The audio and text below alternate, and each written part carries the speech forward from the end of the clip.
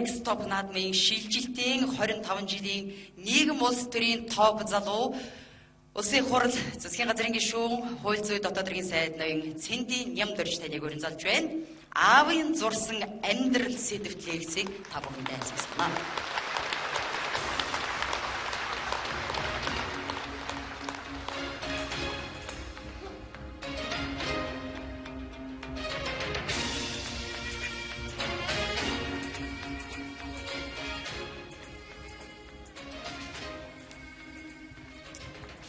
Энд хүрэлж ирсэн залуучууд та бүхний өдрийн амгаланг айлтгаж байна.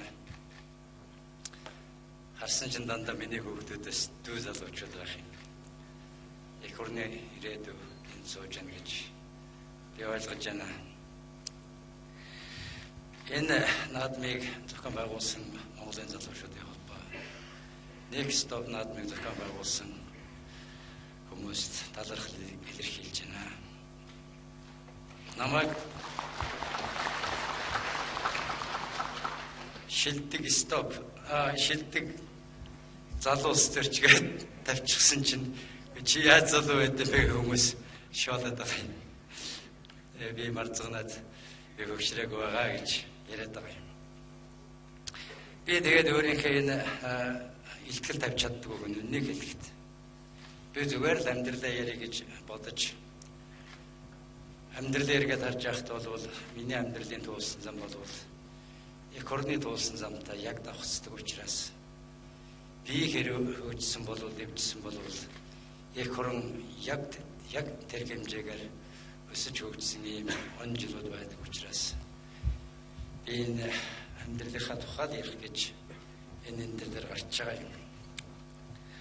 Аавын зурсан зам гэж би зориуд энэ уулзалтынхаа яриаг тэмдэглэсэн. Би жарыг давж наслж байна. Бурхны оронд аав ээж явахлаар мартагдгийн болов гэж дотроо боддог байсан. Үгүй юм байна.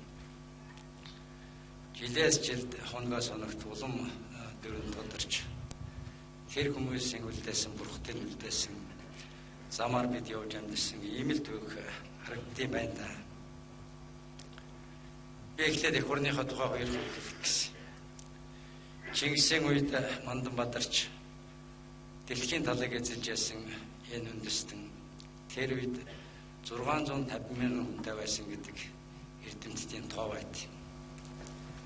650,000 хүнтэй энэ жижигхэн үндэстэн дэлхийн талыг эзлэх инээр гаргасан явдал бол энэ ертөнцийн Ерүсийн их гайхамшиг байдаг.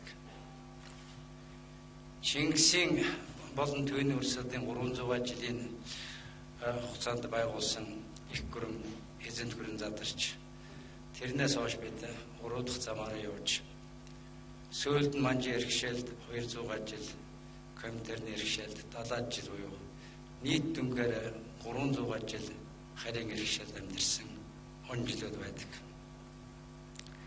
1911 онд богдын хувьсгал ялж цөөхөн жил амьдраад 1915 онд 3 улсын гэрээ хягтад байгуулагдаж Монголын автономийг байхгүй болгож 1918 онд урдайлын цэрэг орж ирж богд ногоо ордныхоо гарч Монгол төрийн тугийг бөхилгэж бууж өгсөн ийм гонигтай түүх байдаг. Ингэж нэг хувьсгал хийх гэж оролдоод хөдөлгөөцсөн. 11 оны хувьсгалд явж байсан гол ноёд 1924 онд бүгдийг оролцуулаад ярих юм бол бүгдээрээ цаг усаар Бурхны оронд явсан байд юм. Даалан цэрэн чимд Чинган ханд орж сайн ноён хаан намсрын гих мэтэр явсан байдаг. Үүний дараа 1921 онд ардын хувьсгал ялж ардын хувьсгалын гол зөвлөлтнүүд бас их хэмнэлтэйгээр дууссан ийм он жилүүд байдаг. 1937 оны хэлмэгдүүлэлтээр Тэрвийн Монгол ардын хувьсгал намын төв орооны гишүүдийн 70 орчим хувь нь хэлмэгдсэн түүх байдаг. Энэний дунд нэг их сонин жил байдаг. 1924 онд Богд хаан өөр ардын хувьсгалын удирдагч Сүхбаатар хоёр яг нэг жил Бурхны оронд залраад дараа жил нь Монгол Ардын намын нэрэнд хувьсгал гэдэг үг орж ирсэн ийм түүх байдаг. Ингэж бид нар 70 жил явж байгаад 1990 онд энэ ардчилсан хувьсгалтаа золгож 3 хувьсгалынхаа нүүрийг үзсэн. Том дүнгээр нь ярих юм бол харин иргэшэлд 300 жил амьдарсан энэ Чингисийн галгууламтыг сахиад үлдсэн ардтан 27 жил өөрийн гэр амьдрах гэж оролдож байгаа. Ийм л онцгойуд бидний нард үлдэж байгаа. Энэ шилжилтийн 25 жил гэдэг нь гол онцлог нь энэ. Хар гэртэ хаан, бор гэртэ богд гэдэг ардын үг байдаг. Бид энэ 27 жилийн хугацаанд алдаж унаж сайн муу их ч юм үзсэн. Тэгтээ энэ бол бидний төг, монголчуудын төг, тусгаар улсын төг, тусгаар улсын 3 сая ардтан төр улсаа шинээр эмгэлэн байгуулах гэсэн ийм л онцгой байсан. Үүнийг би нэгдүгээрт хэлэх гэсэн. 300 жил мартагдсан төрт ёсыг буцаан тогтоож алдагдсан эрх чөлөө тусгаар тогтнолыг сэргээ мандуулах бол их адармаатай үйл явдал байд юм байна гэдгийг би энэ 27 жилийн хугацаанд ойлгосон. Энэ 27 жилийн хугацаанд бидний яриад байдаг олон өөрчлөлтийн дунд олон намын тогтолцоо, эрх чөлөө, тусгаар тогтнол, үндсэн хууль гэх мэтийн олон өөрчлөлтийн дотор 2 Ерөөсөн адармаатай өөрчлөлт хийгдсэн. Нэгтгэх нь энэ Монгол газар шороонд хөрөнгөлөг буюу капиталист нийгэм анх удаа байгуулагдсан. Бид 2220 жилийн төвөгтэй ийм төр улсад ардтан. Энэ 2220 жилийн хугацаанд энэ улсын нутаг дэвсгэр дээр тэр хөрөнгөлөг нийгэм гэдэг юм байгаагүй. Феодалын ёсноос хөрөнгөний ёсонд шилжихэд бол дэлхийн амьдралыг эргүүлсэн хувьсгал байсан.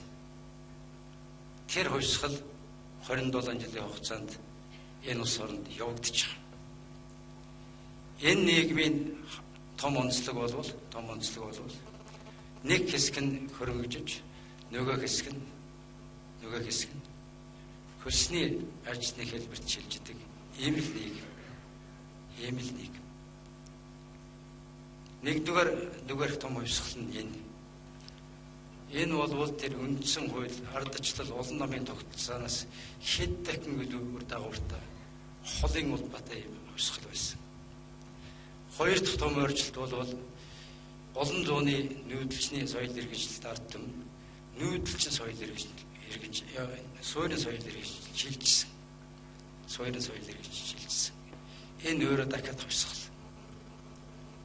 1990 онд Улаанбаатар хот 400 мянган орчим хүнтэй байсан бол өнөөдөр 3 дахин өсөж сая 200 орчим мянган хүнтэй боллоо энэ хот. Энэнийг дагаад нүүдэлчний иргэншил, суурьшмал амьдрал шилжиж энэнийг дагсан сайн олон зүйл их гарч байгаа. Угаасаа маань Улаанбаатар хот бол 400-аас 500 мянган хүн амьдрал гэсэн тооцоодол анх баригдсан хот. Энэ байхгүй болсон. Ийм адармаатай өөрчлөлтүүд дэлхийн аль ч улс оронд таарч байгаагүй ийм олон хувьслын шинжлэлт өөрчлөлтүүд энэ 27 жил явагдаж энэний хурдыг бид гүйцэхгүй байна. 90 онд улс орон картын бараанд шилжиж 2 жил бид нар картаар амьдарсан. Тэр үед одоо энэ цоож байгаа од жаргалууд нар бусад залуучууд ганцхан 8-аар бизнес эхлүүлсэн.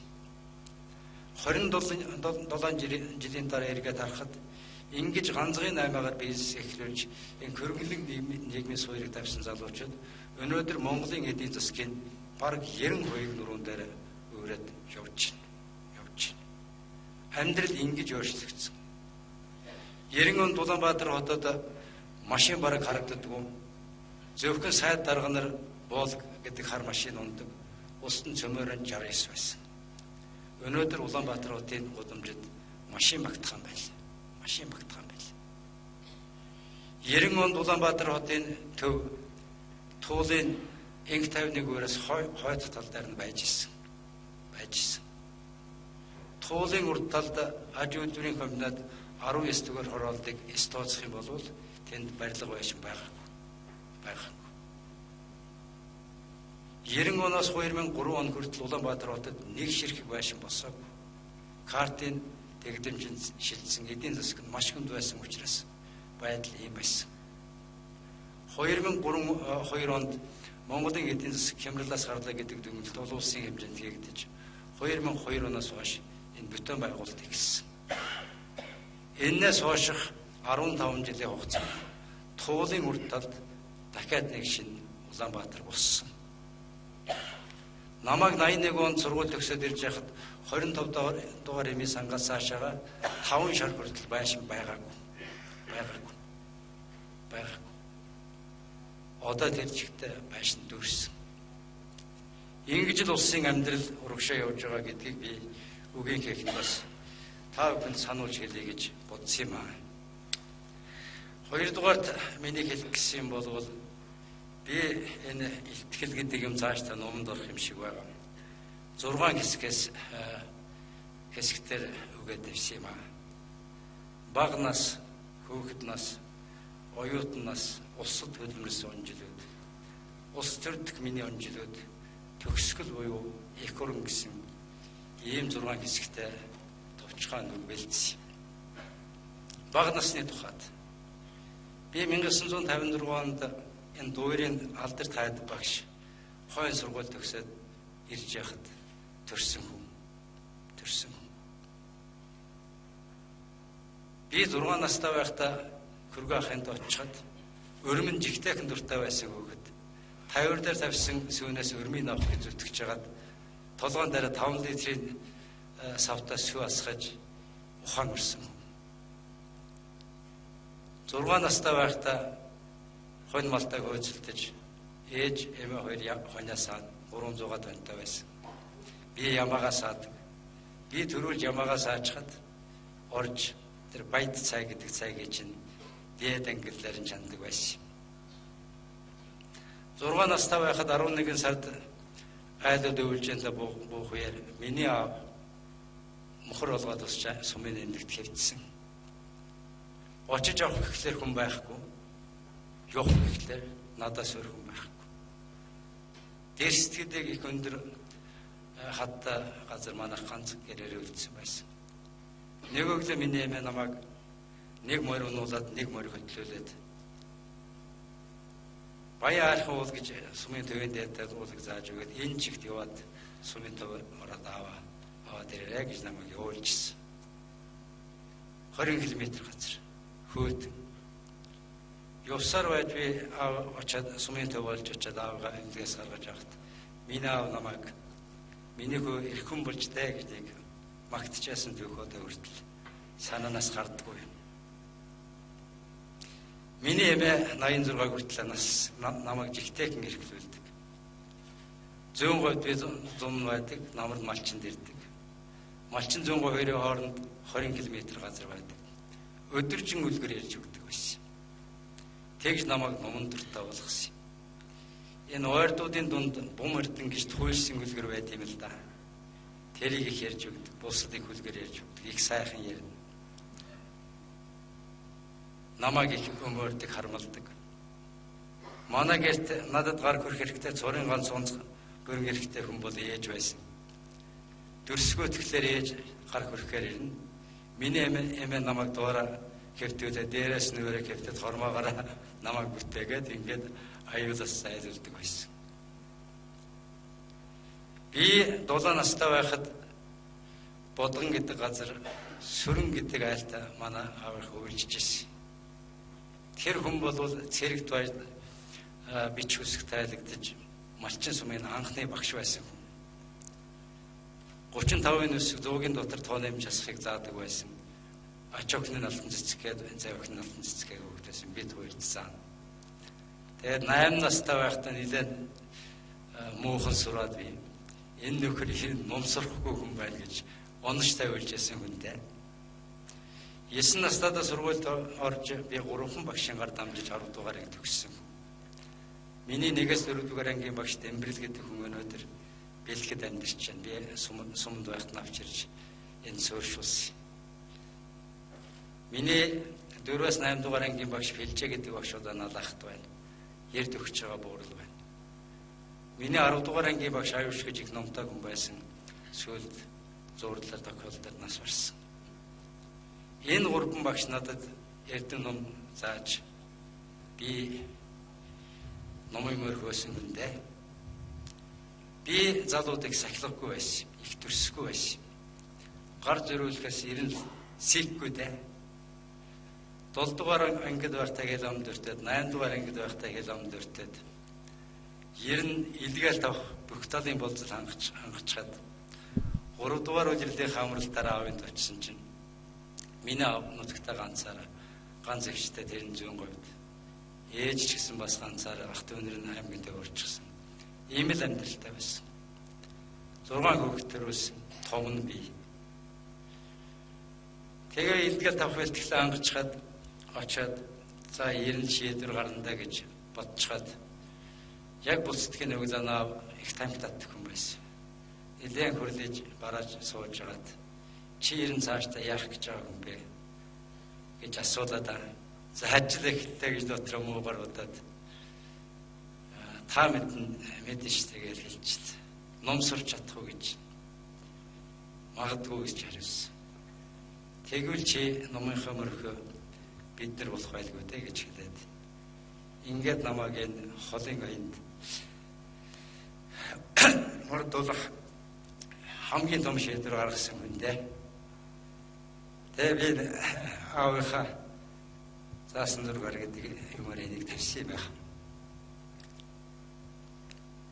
8 дугаар анги төгсөхдөө дахиад хэл амд өртөөд сумынхаа дараад үг хэлээд томорсон шүү дээ. Манай сумын дараа Гаргуу Бадан гэж хүн байсан. Халах холын дайнд оролцож яваа танкнд гიშгүүлээд нэг гараа оюулаад уртбаг нь хоёр гартаа урчихсан. Тэр дээр үеийн нэгдлийн том дарга нар гэдэг чинь бичиг ном муутай боловч тэр удирдах авьяас эх орны төлөө зүтгэх чадвар гэж хэрвсэн юм байсан юм байхгүй. Тэрний охин нь Цэргээ гэж нэг охин маань ингэж байсан их хэрэг. Малчныхан гэж шоглоод ахлаар хэрэгсийнхэн тийм сайн бол аавыг авчирч шал ухаалга гэж хэлчихсэн чинь авчир нэгээгүйг явчихсан. Шал угаагаад манай ээж галч хийдэг би тэр сургуулийн байр галдаг ээжтэйгээ хамт байсан үедээ. Шал угаагаад зогсчихсан чинь бадам дараа ороод ирлээ гэж хэлэхээр зүхтаад модл бултчихсан. 30 минут орчим намайг хайгаад би бултаад яваад байсан. Намайг олаагүй.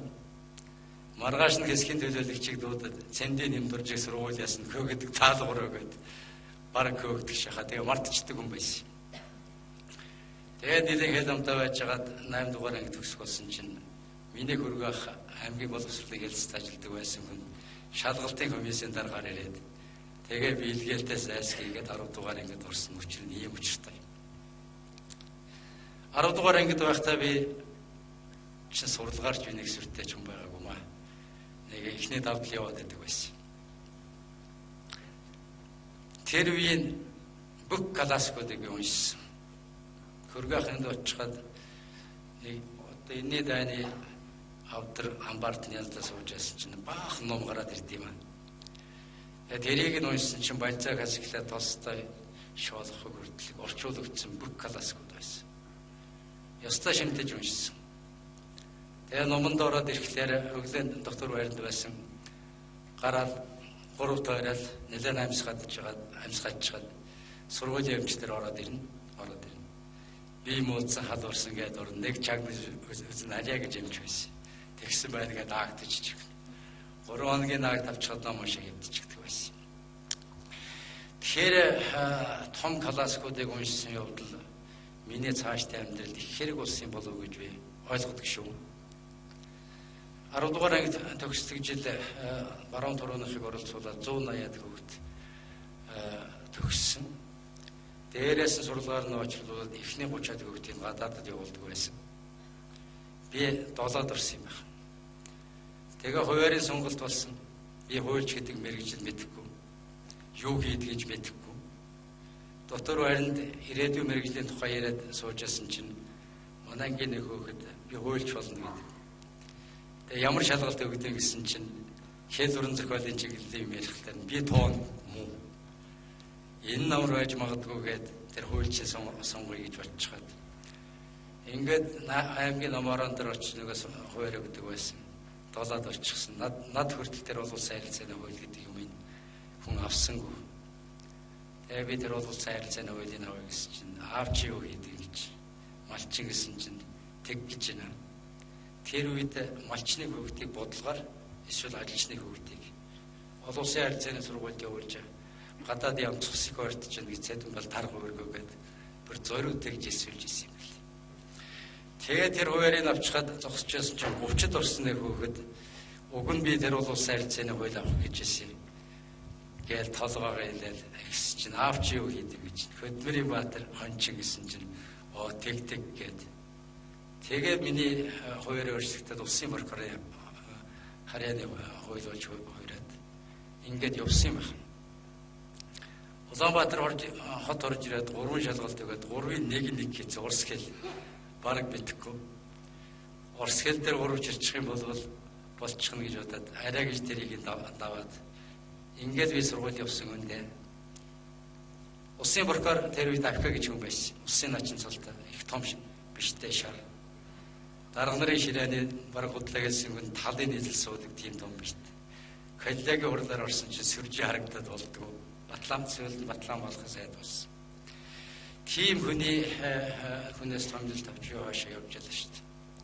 Эрхөөгийн бэлтгэлд 30-аад хүн хуулийн чиглэлээр очиж сураад тэрнээс арай дөнгөөр 3-ын Ленинградын нэг сургуулийн хуулийн ангид явуулсан тэрний доонд би орсон. Ленинградад очсон жилүүд бол миний оюутны хамгийн сайхан жилүүд байсан. Ленинград өөрөө бол Тэнгэрийн доорх музей л да. 1703 онд Петр хаан анх суурийг тавьсан. Оросын нийслэлийг тийш нүүлгсэн. Тэр үед Италийн сэргэн мандлын үеийн бүх том уран барилгачид, бүх том зураачдыг авч ирж энэ хотыг босгосон ийм л төвөгтэй хот шүү дээ. Эрмитажаас эхлээд 5 жил музейн тайлбарлагч ажил хийсэн. Хагас бүдэн сайнаар өөр хотын оюутнууд ирнэ. Тэднийг дагуулж гутлын улс ордол 2 хоног явна. Тэгэхээр Ленинградын нэг сургууль бол Петр хааны байгуулсан сургууль. Одоо Ломносовын нэг сургууль, Ленинградын нэг сургууль гэсэн ийм 2 их сургууль л дэлхийн топ сургуулиудын донд тооцогддог. Багш нар нь мундаг бидний. 1945 оны эх орны дайнд дуусны дараа Нюрнбергийн шүүх хурал болоход зөвл Тулбат улсын яллагчаар оролцож байсан 3-4 багш биднэрт хичээл заажсан шүү дээ. Одоо энэ Оросын холбооны ерөнхийлөгч Путин 1976 онд намайг биднийг очиж яхад төгссөн. 81 онд биднийг төгсөж яхад одоо энэ ерөнхий сайд байгаа Медвед төгссөн төвхтэй сонь төвх байд юм шүү дээ. Багш нэгтэй гэсэн үг л дээ. Ёпа гэж иргэн ярих юм багш байсан. Тэр хүн одоо ийм том зааланд орж ирж лекц уншихлаар гаднаас хүмүүс жижигхэн магнитууд төрж лекц уншдаг байсан. Юм ярих уншиж байгаа лекц уншиж зогсож байхад тэр зааланд байгаа шүмүүл дуугарн хүртэл мэддэг. Тийм мундаг багш нараа заалгаж энэ сургуулийг төгссөн юм байна. Төгсөд 81 онд төгсөж ирсэн.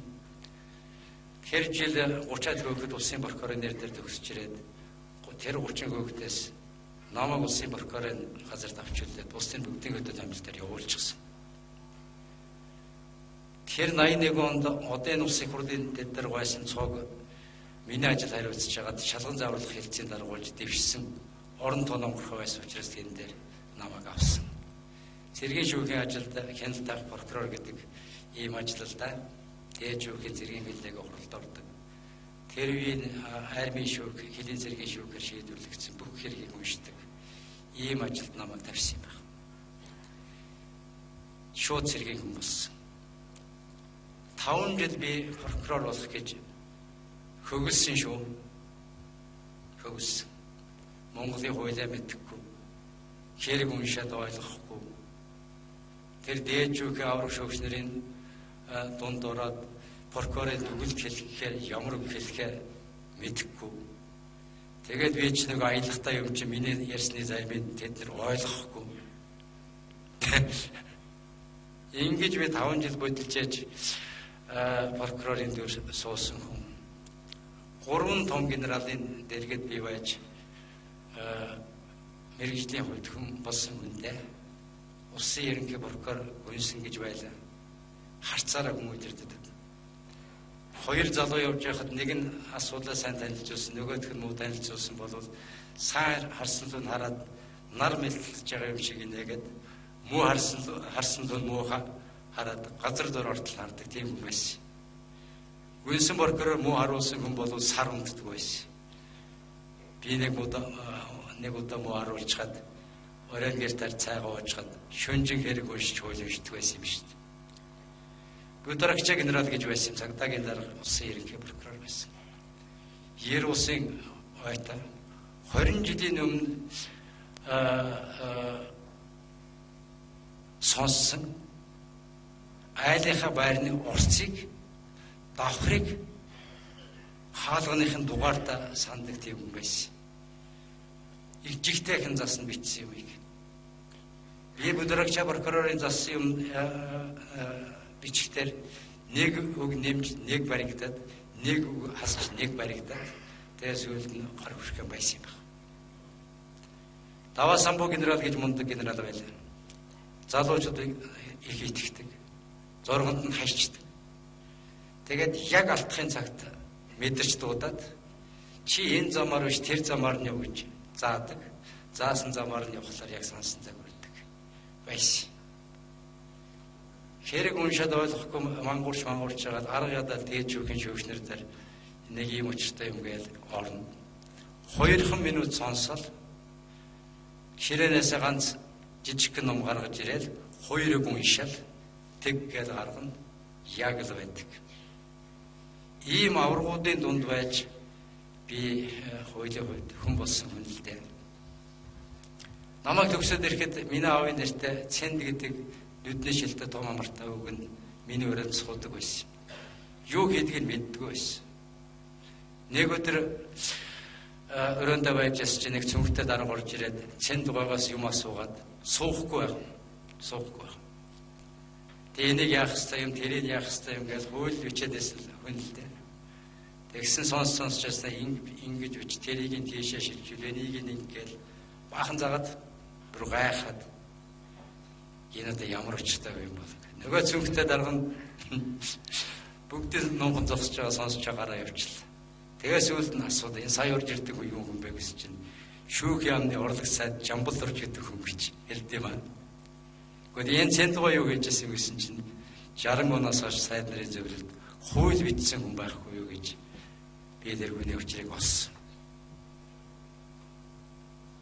Тэр хүнтэй нэг өрөөнд сууж тэр хүний хажууд байсан явдал бол миний цаашны хувь тавиланд их өр гүйцэтгсэн шүү. 90 онд намайг сайд нарын зөвлөлд авахулт юм аа.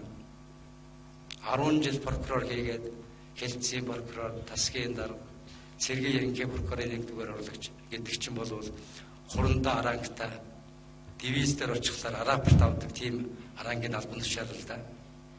Тэгээ сайд нарын зөвлөлд авахар болохоор нь гайхаад очоод саарл гэж дарга байсан энэ ордонд уулзлаа.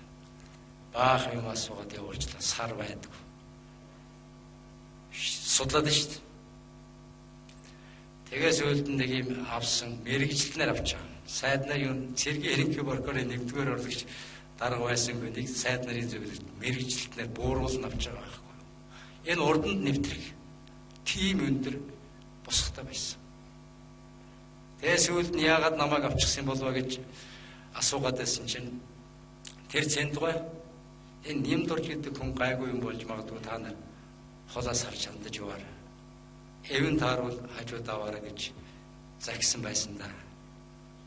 Тэр энэ том дарга нар тийм их хүний нүдтэй байсан юм над тарагддаг шүү дээ. 90 оноос хойшиг бол та бүхэн цөмөр бид. 1990 онд 55 хуультай байсан Монгол орн амьдралыг өнөөдөр 800-аад хууль зохицуулж байна. Энэ бүх эдийн засгийн улс төрийн шилжилтөд хуулиар дамжуулж төрийн номлол болсон. Энэ бүх арга хэмжээнд тасралтгүй зүтгэх хууль тавилан надад тохиосон. Миний гар хүрээгүй хууль ном цөөхөндөө ихэж бичсэн. Орондоо дургу хүрээд байхлаар орондоо ч хууль бичдэг юм. Онгоцсондож бичдэг гэж хэлчихээд нэ баахан баалуулсан юм би. Миний дотроо бодоод байсан юм бол орчин цагийн Монгол хуулийн бичлэгийн кэп маяг бий болгох нэг л юм дотроо би бодоод байсан юм байна. Одоо манай төрийн нарийн бичгийн дарга би хоёрхан төрийн нарийн бичгийн дарга 10 жил сайд хийж байгаагүй шүү дээ. Нэгэн сайд нарын зөвлөлийн хуулийн хэлсийн дарга байсан Цэрэн Дурж гэж хүн байсан. Тэр намайг сайд нарын зөвлөл рүү авдаг. Хоёр дахь нь одоо энэ баясгал. Тэгээ бид нэр энэ орчин цагийн Монгол хуулийн бичлэгийн хэв маягийг бий болгох гэж нэг 20 жил зүтгээд одоо бол нэг гэртээ болж байгаа шүү. Би шинэ хууль ороод ирэхлээр нь бүгдийг нь уудсыг эргүүлээд үзчихлээ. Тэгээ өөрийнхөө бичснийг бол би таньна. Адуучин хүн моря таньдаг шиг бол би тэрийгэ таньна. Зүс руу юм орж ирэх юм бол би яг тэр хэсэгтээ нь суудаг. Ийм учиртай юм байна. Хууль бичсэний тухайд учир начир юм. Би гол нь өнөөдөр энэ хууль бичсэн барьсан юм жижигтэй асуудал юм чинь. Би зүгээр нэг хууль дэг журам яриад суугаад байгаагүй дээ. Хамгийн их анхаарал хандуулсан асуудал бол энэ хууль хяналтын байгууллагыг нэг ойрын 50-аас 100 жилдээ айх аюулгүй хоронтой болгочих юмсан гэж зүтгэсэн. Ийм мөрөөдөл бол миний хамгийн том мөрөөдөл байсан. Намайг сайд болсноос хойш хугацаанд манай хуулийнхан чинь дандаа үлдгэлийн зарчмаар явд юм чинь. Сая манайхан тооцоо гаргасан байлаа. 3500 орчим хүн орон байранд орсон байна. 3500. Хилчин одон гээд одоо энэ зурагтын цаатал 800 айлын нэг орон сууц 1-2 жилийн дотор бариулж ашиглалтанд оруулсан. Харуул Алтай гээд энэ зүүн талд дотоод хэргийн сургуулийн тэнд нэг орон сууцны хороол бариулсан. Гихмэтэр. Би сая буцаж явсан дэчгээд ажилтнуудаа нэг үүрэг өгсөн. Албан хаагч бүрт орон сууц гэсэн хөтөлбөр гаргаад ирээ. Гаргаад ир. Хүн галгууламтаас илүү чухал юм байдгүй маа. Орон гэртээ болго гэж ингэж даалгавар өгчгээл одоо дөнгөний сонсох гээд сууж. 2012 онд би яамнаас явахын өмнө манай яам 74 ажилтан байсан. 40-т нь би байр өгөөд явсан. 40-т. 4 жилээс дээш ажилласан бүх хүмүүст байр өгөөд.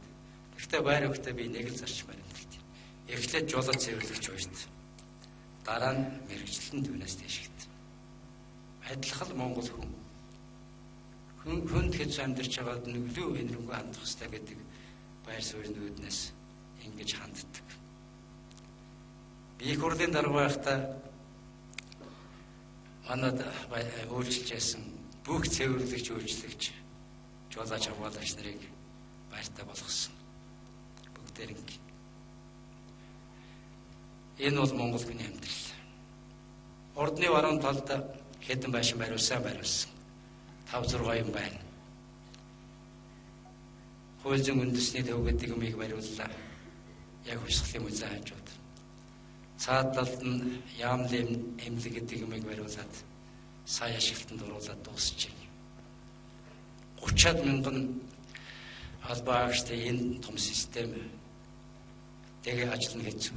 Нэг эмнэлэгтэй байх хэрэгтэй гэдэг юм мөрөөдөж эхлүүлсэн санаатай юм.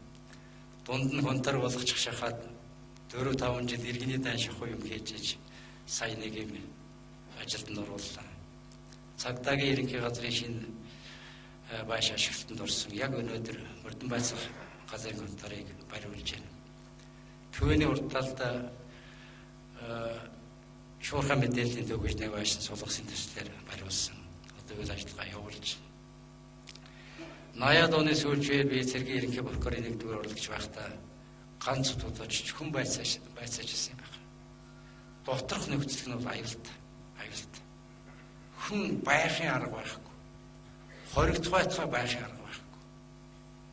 Тэгээ энийг нэг өөрчлөх юмсан гэдэг бодлыг би баг 20 жил сэтгэлдээ дээж яваад 2000 он сайдуулчаад одын цагт ойрох 461 дугаар анги гэдэг юмыг бариулж ашиглалтанд оруулсан. Учир нь тэр юм. Би хөдөөгийн амьдрал мэднэ л дээ. Хөдөөгийн хэсгийн төлөөлөгч нар яаж амьдрдгийг. Очсон сүм болгонда нэг айлын туг харж амьдрдаг ийм л байсан. 2003 оноос Копон гэдэг хөтөлбөр маягийн юм гаргаад Баян чандан анхны Копоныг бариулаад энэс хойш 14-5 жил болж байгаа юм уу энэ хугацаанд Монголын 330 сум хэсгийн төлөөлөгчийн Копонтой болсон шүү. Хэсгийн төлөөлөгч цагдаа хоёр нь ажиллах өрөөтэй 2 айл амьдрах багтаамжтай ийм юм бариулаад дуусгасан. Нэг ганц гайгүй сургуультай болгочих ёстой гэж би дотроо хатуу боддог байсан. Энэ цагдаагийн академи гэж байх үед нэрийн дотоод хэргийн их сургууль болгочиход 850 оюутныг байрын эхлэж ашиглалтанд оруулаад сая хичээлийн байрын ашиглалтанд орууллаа. Социализмын нурсанаас хойш хугацаанд Монгол тийм том сургууль хааж бариулаагүй. 40 мянган метр квадрат талбайтай ийм шинэ байшин бариулаад өнөөдөр үйл ажиллагаа явуулж байна да. Тусгай лувныхны бүх боловсон хүчнийг бэлтгэх сургалтын нэг ийм байр байшинтай байх ёстой гэж бодож энийг хийлгэсэн байх. Өнөөдөр солонгосын төслөөр бас нэг дотоод оног төхөөрөмжлөлтийн асуудлыг шийдвэрлэх гээд явж байна да. Монголчууд бид бурхны шашинт орно. Харийн шашин их орж ирдэг боллоо. Улаанбаатарын төвд өндөр үнэтэй байшингууд бариад байдаг боллоо. Одоо энэ сансрын толионы наадмаар нэг машинтаа давхиж явсан чинь нэг жигтэйхэн ганган чулуун байшин барьчих. Энэ юу юм гэсэн чинь Христийн сүм гэж байна. Гэнт санаанд ороод гаднаас орж ирсэн шашныг ийм барьж яхад монголчуудын гайгүй юм туулж болдгүй байхтаа гэж бодож байгаа гэдэг бодол тэр үед санаанд буусан. 2004-5 оны байсан. Тэгээ хүрлийн дарга болчиход тэр гэнт санаанд ороод Шойжан самбыг нэг дууд уулзаад та нар тэрний гандан гайгүй болгочих санаа байна уу гэсэн чинь модон сүмийн зураг надад гаргаж үзсэн. Наадах чинь битгүй модон байшч Монгол тардгүй мэл. Гайгүй юмны зураг гаргаад ирээч гэж гуйгаад. Тэгээ 2007 оноос гандан дээр нэг гайгүй сүмийн байшин эхлүүлсэндээ одоо бараг дууссан.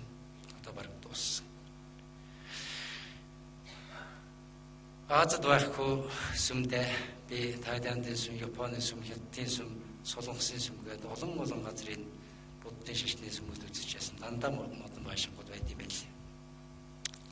Шашин гээд байдаг нь өөрөө маш том учир утгатай. Одоо энэ Христийн шашин гэдэг юм чинь 1000 жилийн өмнө хоёр салсан юм.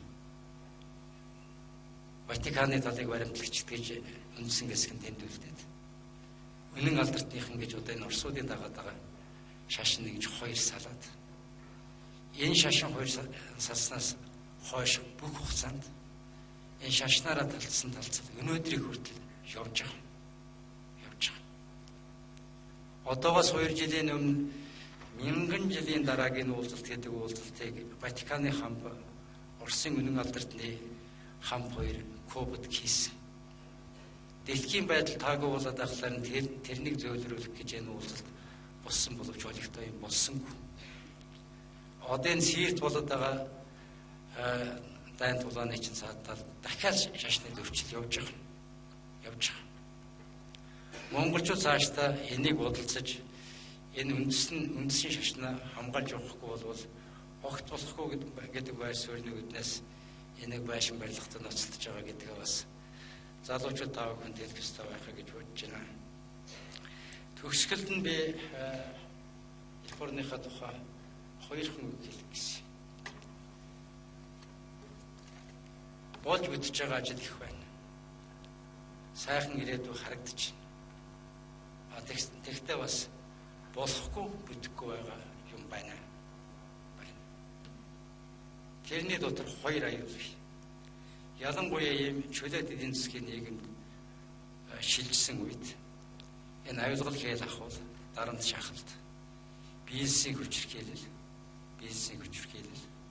олигархчсан бүлгэлэл үүсэх шиг аюултай юм байдаггүй. Энэ хоёргүй байхын цагт бол ажил амьдрал явдгаар өргөш явна.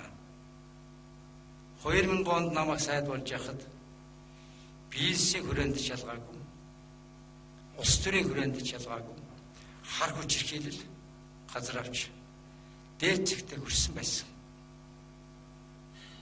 Тонуул дээрэм цагаандаа гарсан байсан. Гадаадд явж байхад дуудаал 10,000 долларыг шуудхан авдаг л ийм л болчихсон байсан. Оршуулгын газар хүн аваачиж нөхөө хож уйлуулад гүүрэн дээрээс улсаар доошоо дүүжлээд айлгаж ясан ийм үе байсан. Энийг цөмөрөө мэддэг мөртлөө хинч яаж чаддаггүй л байсан. Энэ асуудал ард төөх болж үлдсэн. Хар хүчирхийлэл. Өнөөдөр цагаан захтнуудын хэрэг явдал.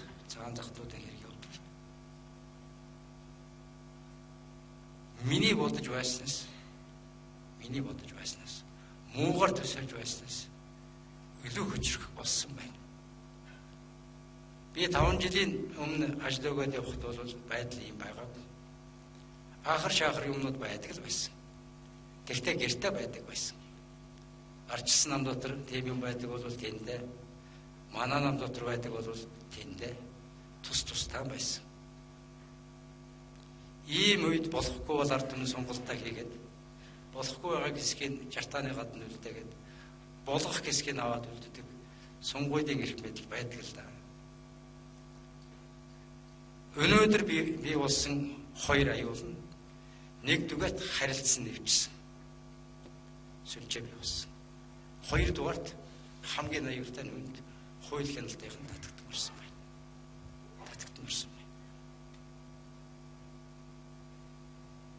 Би их хурлын чуулган дээр бараг шулуухан хэлчихсэн.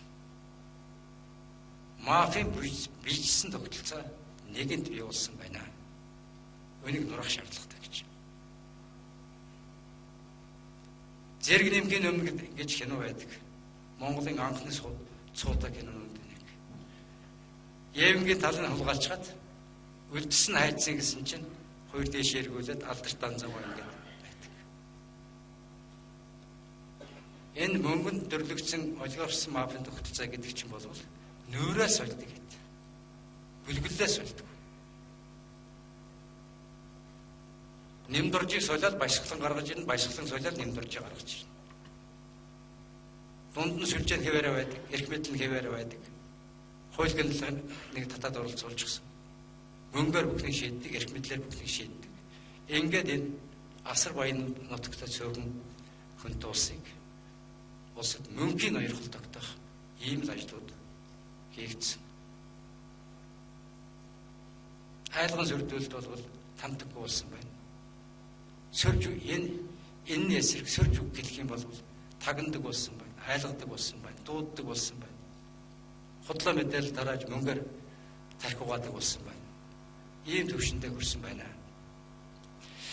Энийг л цэгцлэг гэж л хадлагдсан байж хэл амд ортон байж би яваад байгаа хүн дээ. Эннээс гарч чадах юм бол энэ улс орнд сайхан ирээдүй байна. Манай залуучууд дэлхийн түвшинд сэтгэж, дэлхийн түвшинд өрсөлдөж чадвартай болсон. Манай тамирчид дэлхийн түвшинд ард түмнээ баярлуулж чадж байна. Манай дуурийн сайхан дуучид араараасаа гарч ирж дэлхийн дуурийн тайзан дээр эзэглэх хүртлээр явж байна. Манай оюуны өндөр чадвартай залуучууд дэлхийн том компаниудын супер менежер болчиход явж байна. Тэр улсны байгаад аж болохгүй. Тэр улсны байгаад аж болохгүй. Улсаа цөлмдөг улс төрчид хоол идэж байгаа тооноос хулгай хийдэг улс төрчид байж болохгүй. Би ийм хатуу үзэл бодолтой байдаг. Заримд нь захиад хэлж л байсан. 2014 онд нэг засгунаад нөгөө засганд гарч ирэхэд бүх сайд нар орж ирчгээд томилт авах гэж сууж яхад нь хоол идэж байгаа дугаас хулгай битгийгээр анар гэж хэлээд би гаргачихсан. Зарим хийгээ шоронд орсон. Тэгэхээр энэ улсынхаа төлөө үнэнчээр зүтгэх. Энэ улсад аюул ирэх юм бол нэгж болох нь аюулыг тэрвэрэд өөрөөс өкрөөд унах ийм улс төрж бидэнд өнөөдөр их хэрэгтэй байна. Би энэ шинэ хурлын гишүүн болсон залуучууд энэнийг байнга хэлж байгаа. Энийг байнга хэлж байгаа. Болох уу гэж бас бодох юм байна шүү дээ. Хүн мөнгө биш байдаг. Нэг л удаа амьдэрдэг. Надад ч гэсэн төгсгөл ирнэ. Намайг явахын цагт энэ ертөнцөөс явахын цагт энэ Монгол их орн энэ 3 сая ард түмэн миний өр хөвгт ач зээнэр миний удам судар амгалан баян тансаг сэтгэл хангалуун оронд амьдрах ёстой гэж бодож тэр цаг хугацааг нэгч болох хоногор наашлуулах гэж зүтгэж байгаамаа. Миний амьдралын зорилго бол ердөө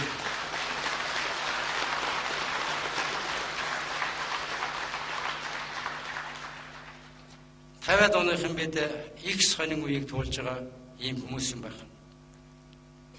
Социализм гэдэг юмны чинь бид төрөөд тэр нийгэм хөгжлийгээ дээд зэгт хөрхийг бид үзлээ.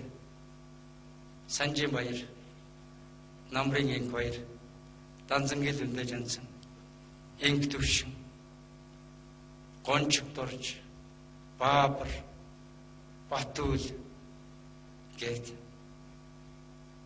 бид тэр социализм нурхыг нүдэрэн үзээд шилжилтийн буюудын залуучуудын яриад байгаа 25 жилийн хүнд бэрх он жилүүдийг нүдэрэн үзсэн завсрын үе гэж би нэг нэрлэдэг. Гуравдах нь буюу энэ Монгол газар шороон дээр энэ хөрөнгөтөн нийгэм босч байгааг нүдэрэ үзэж байгаа. Өөрөөр хэлбэл 3 төрлийн нүрийг бид үзэн зүтгэх ийм хувь заяа бидэнд тохиосон. Би энэ одоо жаргал 2-ын тэр ухаадаг дээр очиж мянган ажилтнтай байсан үед 11 онд би Монгол залуучуудаар бахархсан. Нэг сайхан байр барьчихсан. Оройн яваад орсон чинь 2 сайхан хотын залуу, цагаан залуу шатар тоглож сууж байна. Та нар юу хийдэм гэсэн чинь караны жолооч гэж яавал яах вэ? Тэн дайрагтарс байхгүй. Тэн дэггүй явдал байхгүй. Гайгүй сайн цалин өгчих юм бол дэлхийн ямар ч улсын иргэнтэй баг тэрнээс өлөө ажиллаж чадж байгаа тэнд надад харагдсан. Би оюу толгойн бүтээн байгуулалт эд явагдаж 1500 агнуур чинь нэгэн зэрэг агнуур хийж яхад тэр 1300 метрийн цоонол нь орж үзчихсэн. Тэрний доор 40 градусын халуунд тэр тунялын ухаад явж байгаа Монгол залуучуудыг үзсэн. Ийм ундаг ажилсаг ард. Солонгосод монголчууд их гардаг л да. Би Солонгосын хуулийн сайтад уулзчихад тэр хөдөлмөр эрхлэлт асуудлыг хариуцдаг байхгүй. Манайхан хэр зэрэг ажиллаж яана гэж асуусан чинь танаахыг булаацалтад ажтай гэж ярьж байгаа юм да. Ийм учир начар байгаа учраас энэ сууж байгаа та бүхний энэ телевизүүдэд сонсож байгаа ард түмний амьдрал эгэн байна гэдэгт би өчүүхэн чиргэлдэггүй шүү. Монгол төрийн сүлт та бүхнийг өршөөх